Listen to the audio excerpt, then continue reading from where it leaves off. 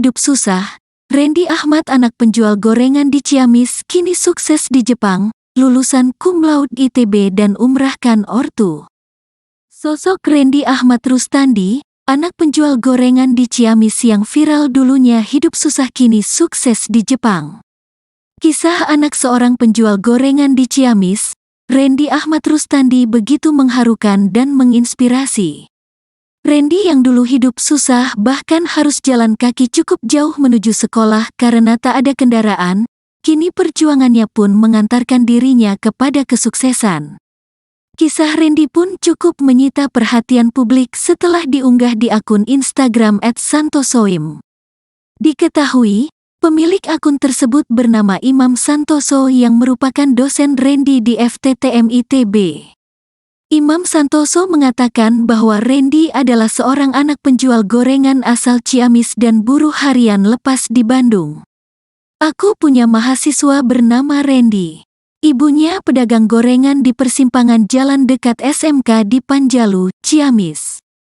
Bapaknya dulu kerja sebagai buruh harian lepas di Gede Bage, Bandung, tulisnya dalam unggahan, Kamis, tanggal 22 Februari tahun 2024. Berkat kegigihannya selama ini, Randy pun kini berhasil meraih kesuksesan.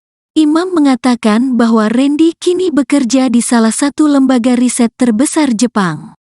Anak penjual gorengan di persimpangan Jalan Ciamis itu, kini kerja di salah satu lembaga riset terbesar Jepang, tulis keterangan dalam unggahan tersebut. Semasa kecil, Randy pernah diusir dari kontrakan karena telat membayar. Hal itu pun mengharuskannya berpindah-pindah sampai menginjak kelas 1 SD. Dulu ngontrak pindah-pindah sampai Randy kelas 1 SD, pernah diusir dari suatu kontrakan karena telat bayar. Pernah pas duduk bareng bapaknya, tiba-tiba bapaknya bilang, "Endi, maafin bapak ya. Kamu bapak ajak hidup susah." Dengerin itu ia sedih, sakit banget, karena itu bukan kesalahan bapaknya, pungkasnya. Randy pun memahami kondisi keluarganya tersebut. Ia membantu sang ayah berjualan es dan gorengan di kelas dan juga ibu-ibu senam. Randy mengatakan ketika SMP ia harus berjalan kaki karena jarak rumahnya yang cukup jauh. Ia juga tidak memiliki uang yang cukup untuk membeli sepeda motor. Namun semangat Randy tak patah dan terus berjuang demi melanjutkan pendidikannya. Kendati demikian, Randy pun selalu membuat bangga kedua orang tuanya, meski hidup susah dari SD sampai SMA selalu ranking I dan juara umum, tambahnya.